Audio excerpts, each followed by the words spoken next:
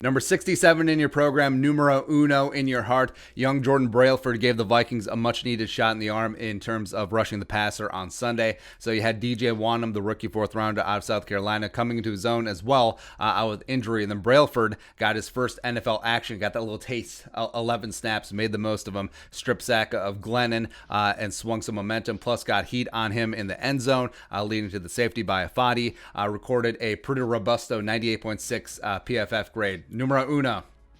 One, but again, only 11 snaps. But hell of a debut for the second year.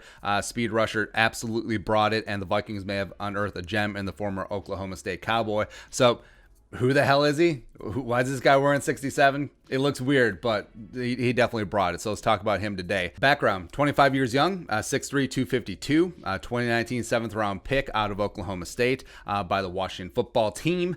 Former 3-star recruit coming out of the Tulsa, Oklahoma area. Stayed in state, inked up with Mike Gundy in 2014. Ended up being a 2-year starter after a couple of red shirts and medical red shirts. 2-year starter in Stillwater. Put up 74 career pressures, 16 sacks, 31.5 tackles for loss, and 3 forced fumbles. 76.5 PFF grade. First team All Big 12 in 2018. Team captain his final year for the Cowboys. Was also their defensive MVP. Combine-wise, undersized, but certainly had that speed. 4.65 40, as well as was in the 89th and 94th percentile in the vertical and broad jump, respectively. So, undersized, small arms, it's whatever, but also absolutely could bring the heat off the edge, and as well as an extremely explosive athlete. Not invited to the Senior Bowl, but played in the Shrine Bowl game, the East-West game. And also, remember that year, Vikings co-regional defensive coordinator and linebackers coach Adam Jerome Ezekiel Zimmer coached against him, against Jordan Brailford in that game. So he's like, hey, you know, the Oklahoma State guy, you know that small dude who just blazes around the edge. I kind of like him. So maybe that planted the seed right there. I ended up being drafted by Washington in the 7th round. I had himself a good camp, but ended up on IR. And then also this year, coming back, taking Chase Young at 2. I mean, Washington friggin' stacked. I mean, we're Ryan Kerrigan, the leftovers of Ryan Kerrigan when he can't get on the field. And then you got Montez Sweat and Chase Young. Yeah, it wasn't going to happen for Brailford.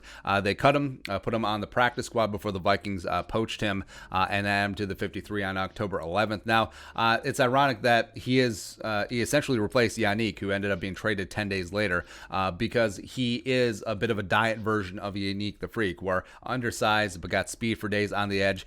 Not really about that run game defense life, even though Brailford certainly does give it the old college tryout there. And he is the only Vikings edge rusher on the roster who consistently has that speed to burn around the edge. And frankly, even when DJ Wanham gets back, I do want Brailford to get 10 to 15 snaps a game, because that's something that's been missing since the Vikings traded Yannick to Baltimore, is that just that guy who's on the edge, passing situations, third and long. Yes, he is going to hit you on the outside. Yes, he's going to, there's really no danger that he's going to try and bull rush you or throw a fancy move at you. He's going to beat you around the edge. He's got bend.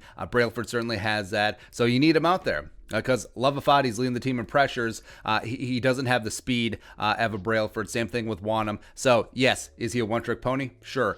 Can he be a specialist? Yes. And also, if you're looking at the future, I do think that Jordan Brailford has the short area agility to transition to a stand-up rushing outside linebacker if the Vikings do start mixing in a mix front. I mean, hey, Dom Capers, like, what would you say you do here besides inspire some zone blitzes on third down? I digress there, but it is a lot of fun. But do I think Brailford, small sample size, getting it done, love the hustle, want to see some more, but do I envision him as an every down starter?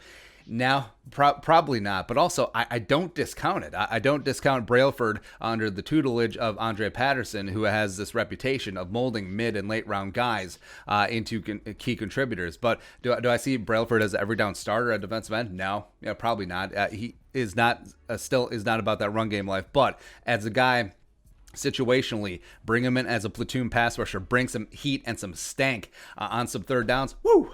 Abso-freaking-lutely. And the Vikings need it. I mean, the Rushmen actually need to start living up to their name. I think Brailford, again, even when Wanham gets back, needs to be a part of that going forward. Also play James Lynch. I mean, Big 12 pass rushers. Can we just free everyone? Let's go. But your thoughts, Brailford's debut. Also, so everyone complains, well, why are the Vikings making all these transactions at the bottom of the roster? What these guys going to be? This is why. This is why. You keep churning and trying to improve every single player, every single aspect of the roster, and eventually, hey, maybe you get lucky. And maybe you find a guy like Brailford who was overlooked by Washington, overlooked by everyone in the draft, and can fill a very specific niche role on this defense. Let's go. Let's go. Let's get after it. But your thoughts, Jordan Brailford stepping on up.